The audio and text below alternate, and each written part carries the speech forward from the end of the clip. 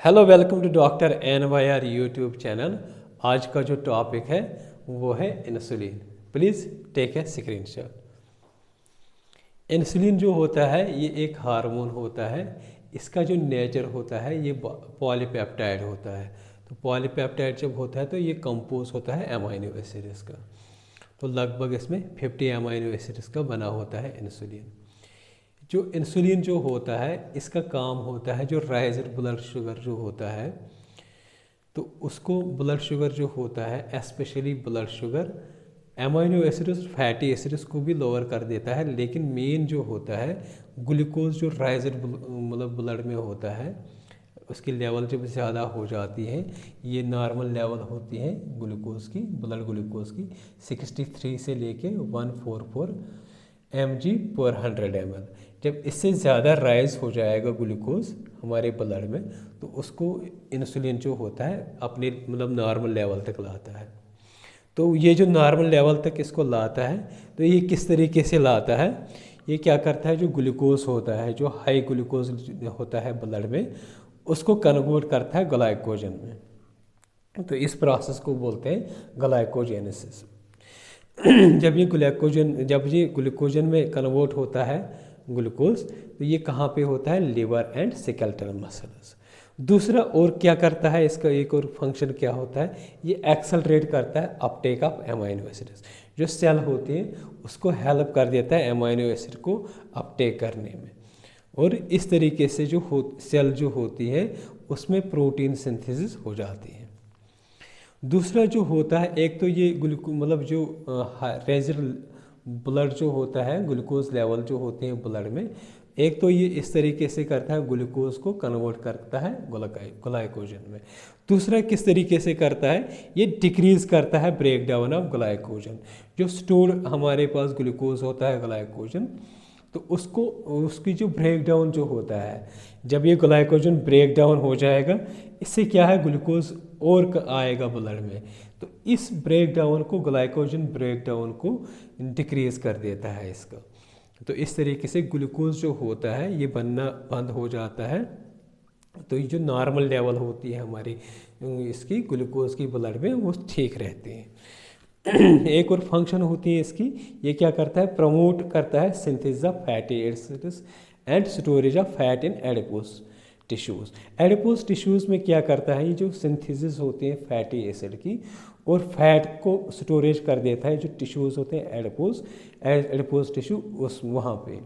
तो इस प्रोसेस को बोलते हैं लाइपोजेनेसिस। एक और इसका फंक्शन है, ये क्या करता है जो प्रोटीन का ब्रेक डाउन होता है या फैट का ब्रेक डाउन होता है इसको प्रिवेंट करता है इंसुलिन। अब देखते हैं जो सिक्रेशन होता है इंसुलिन, इसकी सिक्रेशन कैसे होती है। तो ये जो पैनक्रियाज जो होता है, पैनक्रियाज में दो पोर्शंस होते हैं, एक होता है एंडोक्राइन पोर्शन, दूसरा होता है एक्सोक्राइन पोर्शन। जो एक्सोक्राइन पोर्शन जो होता है इसका काम क्या होता है, वो डाइजेस्टिव एंजाइम को सिक्रेट करता है। लेकिन जो एंडोक्राइन जो होता है पोर्शन वो क्या करता है, वो हार्मोन सिक्रेट करते हैं।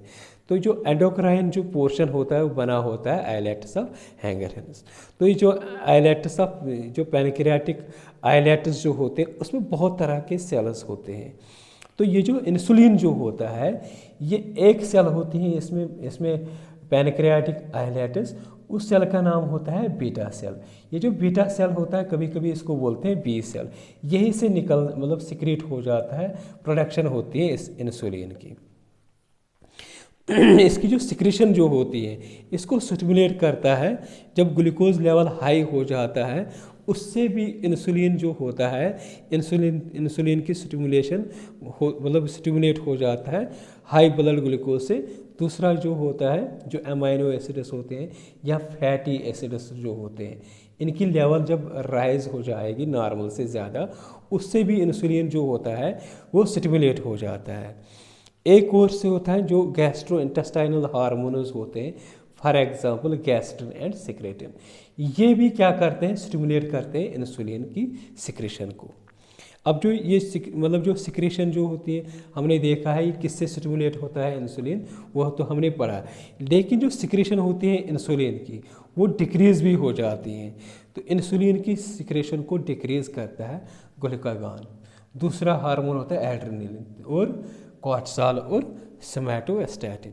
ये जो 3 हार्मोन्स जो होते हैं, 3-4 हार्मोन्स जो होते हैं, ये क्या करते हैं, इंसुलिन की जो सिक्रेशन जो होती है उसको क्या करते हैं, डिक्रीज कर देते हैं।